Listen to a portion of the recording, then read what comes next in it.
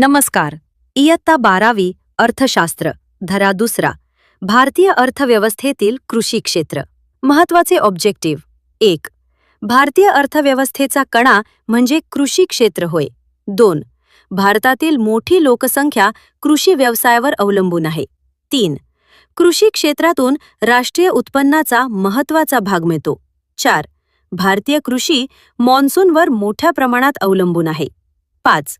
भारतात लहान व सीमांत शेतकऱ्यांचे प्रमाण जास्त आहे. 6. कृषी क्षेत्रात लपलेली बेरोजगारी मोठ्या प्रमाणात आढळते. 7. भारतात बहुपीक पद्धतीचा वापर वाढत आहे. 8. हरित क्रांतीमुळे कृषी उत्पादनात वाढ झाली. 9. सिंचन सुविधांचा अभाव अनेक भागात दिसून येतो. 10.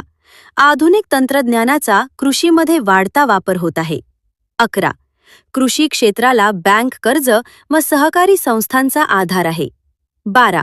कृषी उत्पन्न हवामानावर अवलंबून असल्यामुळे अस्थिर असते. 13. कृषी विकासामुळे ग्रामीण रोजगार निर्मिती होते. 14. कृषी मालाला योग्य दर मिळण्यासाठी किमान आधारभूत किंमत MSP जाहीर केली जाते. 15. शाश्वत कृषी विकासासाठी सेंद्रिय शेतीला प्रोत्साहन दिले जात आहे. धन्यवाद. सबस्क्राईब करायला विसरू नका प्लीज.